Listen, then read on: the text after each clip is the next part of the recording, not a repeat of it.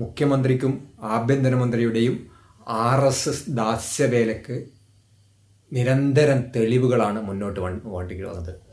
RSS Chintan ശിബിരത്തിൽ പങ്കെടുക്കാനെത്തിയ Ram Madhav എന്ന് പറയുന്ന RSS നേതാവിനെ 2023 ഡിസംബറിൽ കോവളത്തെ ഹോട്ടലിൽ വെച്ചുകൊണ്ട് ADGP അജിത് കുമാർ കൂടിക്കാഴ്ച നടത്തുകയുണ്ടായി. ഈ ADGPയുമായി കൂടിക്കാഴ്ച നടത്തിയതിൽ മുഖ്യമന്ത്രിയുടെ ബന്ധുക്കളടക്കം ഈ കൂടിക്കാഴ്ചയിൽ പങ്കാളിയായിരുന്നു എന്നതാണ് ഏറെ ശ്രദ്ധകരം.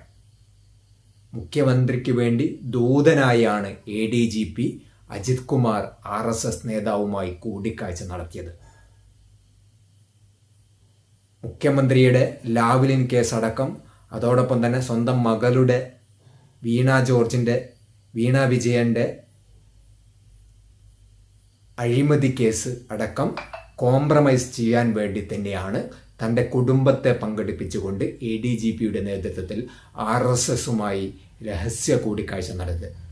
ആ 2023 കാലയളവിൽ 10 ദിവസത്തിനിടയിൽ 2 തവണയാണ് ഈ ഒരു കൂടിക്കാഴ്ച നടത്തിയത്.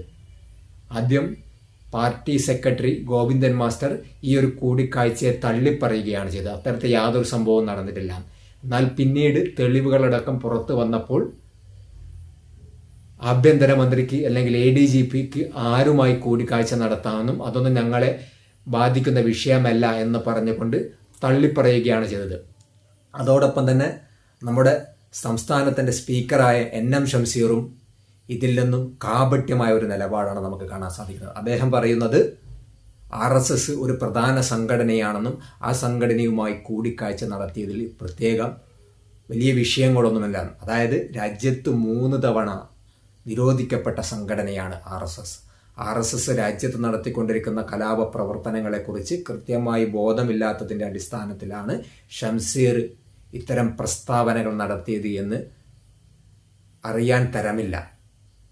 തങ്ങളുടെ സഹപ്രവർത്തകരടക്കം ഒരുപാട് RSS പ്രവർത്തകരാൽ കൊല്ലപ്പെട്ടിട്ടുണ്ട്, ഇന്നും മണ്ണിനടിയിൽ കിടക്കുന്നുണ്ട് എന്ന യാഥാർത്ഥ്യബോധത്തിൻ്റെ അടിസ്ഥാനത്തിലല്ല ഷംസീർ പ്രസ്താവന നടത്തിയത്. ഉദ്ദിഷ്ടകാര്യത്തിന് ഉപകാരസ്മരണ എന്ന് പറയുന്നത് പോലെ RSSൻ്റെ അജണ്ടകൾ ADGP അജിത് കുമാറിനെ ഉപയോഗിച്ചുകൊണ്ട് ഒരു കോംപ്രമൈസ് എന്ന രീതിയിൽ RSSൻ്റെ അജണ്ടകൾ കേരളത്തിൽ നടപ്പിലാക്കുകയായിരുന്നു എന്ന് വേണം നമ്മൾ ഈ വാർത്തയുമായി ബന്ധപ്പെട്ടുകൊണ്ട് മനസ്സിലാക്കാൻ.